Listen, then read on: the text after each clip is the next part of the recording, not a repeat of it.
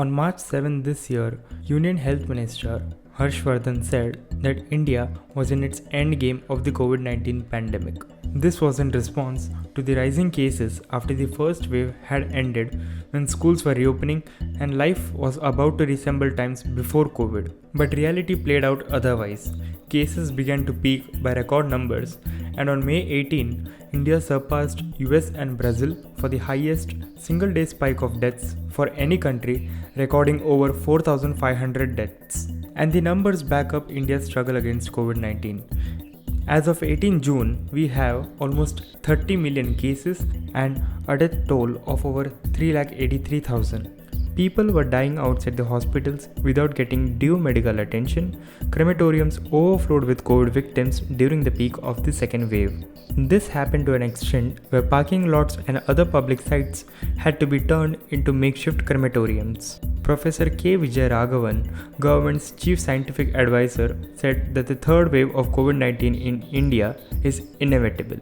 Now, to know if we are prepared for the upcoming wave, we need to first understand the root causes and factors that have contributed to the second wave, such as leadership impacts, health infrastructure, vaccination drive, and citizens' role.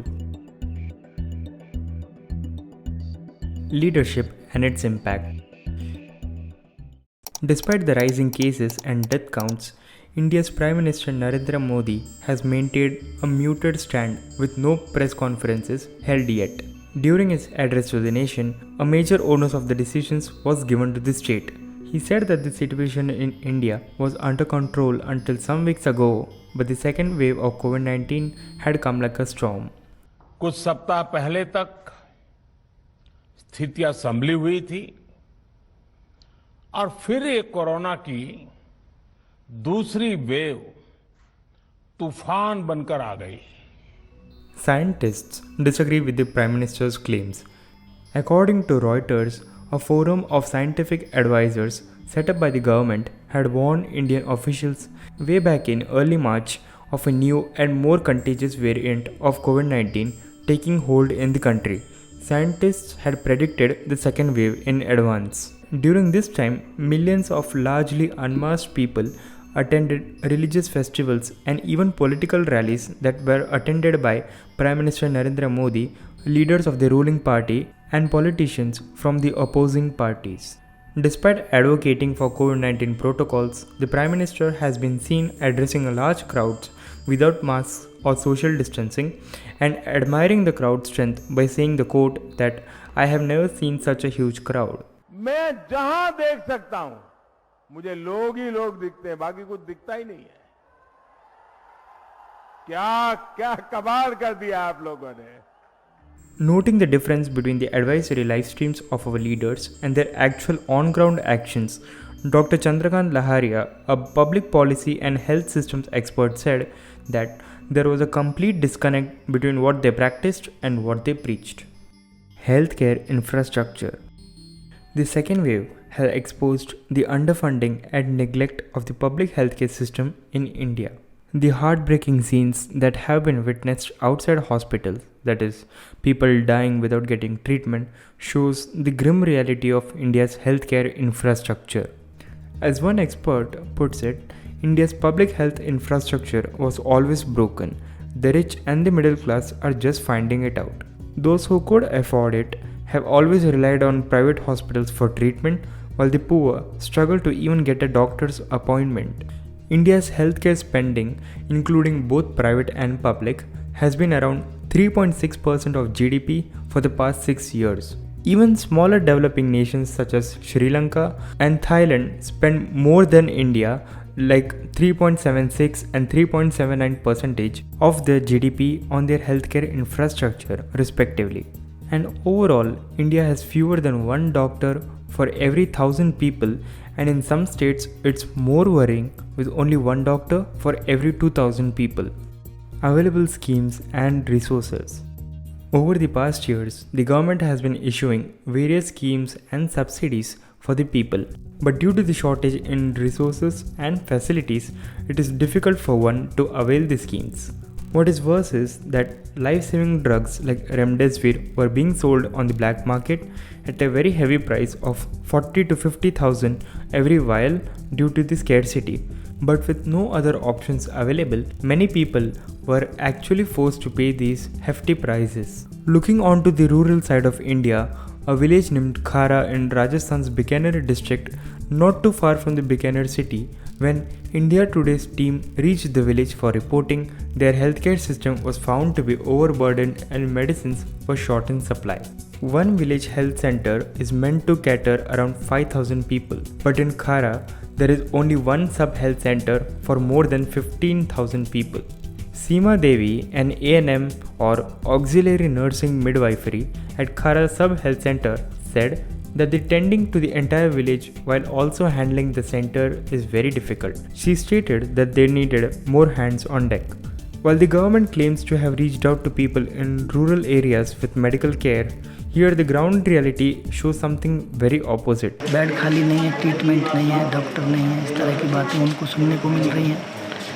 दूसरे और private hospitals में जाते हैं या nursing home में जाते हैं या डॉक्टर के क्लिनिक पे जाते हैं तो वहाँ से प्रेस्क्रिप्शन मिल जा रही है बस उसको पूछ के, और पेशेंट मजबूर है, दवा ले रहा है मेडिकल स्टोर से, दवा लेने के बाद में घर चला आ रहा है तो घर उसको झोला छाप कह लीजिए या जो भी लोग इस तरह के हैं जो थोड़ा बहुत जानते हैं वही उनको इंजेक्शन लगा दे रहे हैं, उसमें से लेके वही उनको ग्लूकोज की बोतल भी चढ़ा दे रहे हैं। इस तरह का ट्रीटमेंट लेने को गांव के लोग मजबूर हैं।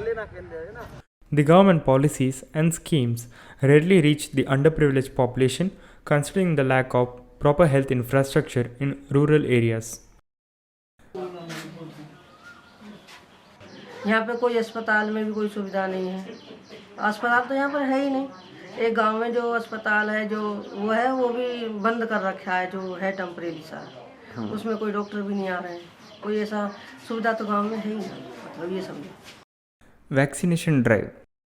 On June 7, the central government announced free vaccination for all people above the age of 18 and also decided to take over 25% of the vaccination work handled by the state governments. Meaning, the central government will now buy 75% of the total vaccine production and supply it to states for free, while the 25% of the vaccine production allotted to private hospitals remains constant. This centralized procurement could have been adopted earlier. Previously, the state governments were allowed to contact the manufacturers directly for procuring the vaccines, which led to chaos and more uncertainty in the process. There was a severe shortage of vaccines in many states, due to which many people were left waiting for months to get their respective dose. The new decision comes after a month when the Supreme Court had asked the center on 2nd May to revise the vaccine distribution to be more in line with Articles 14 and 21 of the Indian Constitution. And there is an aspect of economic divide to consider. At the peak of second wave, vaccination drives stopped walk-in registrations for the citizens, with only online registrations via the CoWIN app allowed. This led to disparity, with those working from home availing the vaccine via online registrations, while those without smartphones, often engaged in outdoor occupations such as fishing and labor, who are more in need of vaccines, being left out of the vaccination program for a while. And coming to the 25% allotted to the private vaccination centers, a report by Times of India says that this allocation is affecting the rural areas adversely, as the people are unable to afford the vaccines, which cost around 800 to 1200 per dose. And the analysis of actual vaccinations till May 30 show that the vaccine doses at the private vaccination centers account for barely 7.5% of the total doses administered. Citizens' role. The role of citizens is very crucial in combating the pandemic. While most of India did stay indoors and followed social distancing, many were seen flouting the same protocols, especially in instances such as the Janta curfew. Amid the devastating impact of the COVID-19 pandemic, several NGOs, influencers, and even strangers were responding to SOS calls on social media for arrangement of oxygen, medicines, hospital beds, and even cremation spots. Several local activists initiated petitions to halt mass gathering, besides educating people about the super spreader events that can lead to mass spreading of the virus. While religious beliefs are sensitive and political topics in India, communities from various religious faiths opened up their places of worship and other institutions as COVID care centers and are now providing critical food and oxygen supplies irrespective of one's identity. Professor K. Raghavan also emphasized that the third wave can be prevented if we take strong measures. This comes after 2 days he had said that the third wave was inevitable. It is important to know that prevention is the key as India's healthcare infrastructure is already overburdened with patients from both the first and the second wave. Patient तुम्हारे सामने है, police तुम्हारे सामने है, doctor तुम्हारे सामने है. किसके पास जाएं? पूरा सिस्टम कोलैप्स है. Note the curve, and it is evident that India is recovering from the worst of its second wave. Active cases are falling and things are slowly getting back to pre-COVID times. But with the risk of mutations, a stage where the virus alters its structure and becomes potentially more transmissible, India is in no position to endure the likely event of a third wave. Livelihoods of several small businesses and low-income Indians are at risk of bankruptcy, and in most cases, it is either a death to COVID-19 or the loss of livelihood. And while India is not the only country to face an oxygen crisis and high death counts, it has arguably witnessed the worst of COVID-19 out of all countries, with much being a consequence of the government's miscalculated moves. Hence, while in theory it is possible to avoid and mitigate a third wave with the right measures taken, the reality is a bit complicated. Even if the cases are kept under control, India's majority, its low and middle income people, are not ready for another lockdown.